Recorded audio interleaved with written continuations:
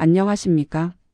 오늘은 지방산 대사의 핵심 비밀인 아디페이트, 수버레이트, 에틸말로네이트에 대해 심층적으로 알아보는 시간을 갖겠습니다. OAT 검사 결과에 나타나는 이 세 가지 물질이 우리 몸에 어떤 임상적 의미를 가지는지 함께 살펴보겠습니다. 많은 분들이 OAT 검사 결과에서 특정 수치가 상승하면 지방 섭취량이 과도하다고 오해하곤 합니다. 하지만 진실은 다릅니다. 이 수치들은 지방 섭취량의 문제라기보다는 우리 몸의 미토콘드리아에서 지방을 에너지로 태우는 베타 산화 과정 중 특정 지점에서 흐름이 중단되었다는 신호입니다. 다시 말해 지방의 양 자체가 문제가 아니라 지방이 에너지로 전환되는 과정, 즉 흐름에 문제가 발생했음을 의미하는 것입니다. 먼저 정상적인 지방 연소 과정인 베타 산화에 대해 설명드리겠습니다. 우리 몸은 지방산을 아세틸코A로 전환하고 이를 통해 ATP라는 에너지를 생산합니다. 이 과정은 마치 잘 포장된 메인 도로를 따라 막힘없이 시원하게 주행하는 것과 같습니다. 헥사노일 코에이에서 부티릴 코에이를 거쳐 아세틸 코에이로 순조롭게 이어지는 이 흐름이 바로 이상적인 베타 산화 경로입니다. 하지만 메인 도로 즉 베타 산화 경로가 막히거나 제대로 작동하지 않을 때 우리 몸에는 비상 배출구인 오메가 산화가 가동됩니다. 이것은 에너지를 생산하기 위함이 아니라 몸에 축적된 지방산을 소변을 통해 배출하려는 우회로입니다.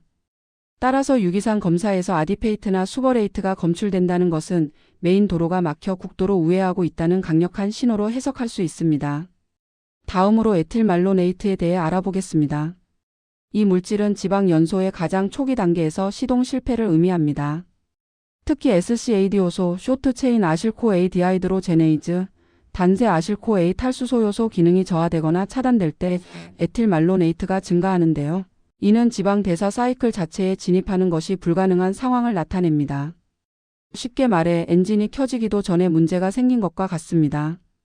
에틸말로네이트가 상승할 경우 임상적으로는 에너지 고갈이라는 특징을 보입니다. 케톤이 생성될 수는 있지만 실질적인 에너지로 활용하기 어렵습니다. 따라서 이런 분들은 공복이나 단식에 극도로 취약하며 저혈당 위험이 높습니다. 무리한 공복 운동을 할 경우 급격한 피로와 함께 대사 붕괴를 초래할 수 있으므로 단식이나 공복 운동은 반드시 피해야 합니다. 아디페이트와 수버레이트는 지방 연소 과정의 중도 정체 및 과열을 나타냅니다. 이 물질들은 주로 중쇄 및 장쇄 지방산 연소 구간에서 발생합니다. 대사는 시작되었지만 중간에 병목 현상이 발생하여 미토콘드리아가 과부하 상태에 놓이게 되고 이로 인해 비상 배출 메커니즘인 오메가 산화가 급증하게 되는 것입니다.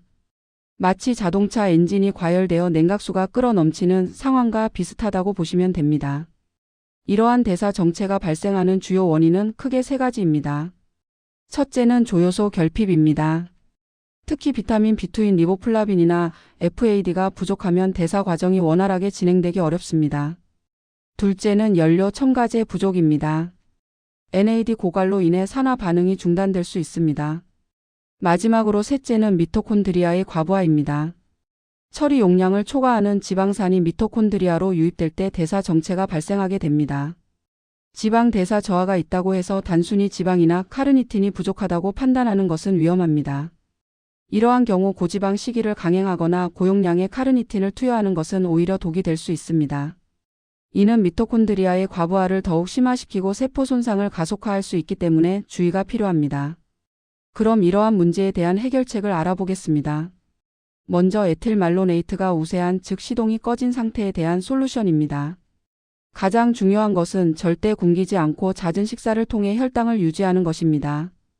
그리고 비타민 B인 리보플라빈을 소량 공급하여 효소 활성을 돕는 것이 필요합니다. 보조적으로 소량의 카르니틴을 조심스럽게 시도해 볼 수도 있습니다. 다음으로 아디페이트와 수버레이트가 우세한 과열 상태에 대한 솔루션입니다. 핵심 전략은 미토콘드리아에 휴식을 주는 것입니다. 식이 전략으로는 지방 섭취를 제한하고 질 좋은 탄수화물을 공급하는 것이 중요합니다.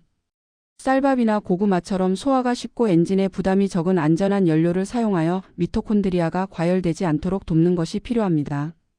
닥터맘이 드리는 조언은 이렇습니다.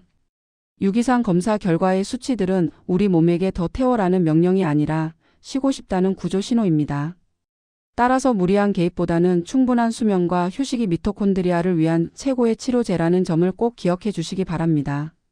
우리 몸의 소리에 귀 기울여주는 것이 건강을 지키는 가장 현명한 방법입니다.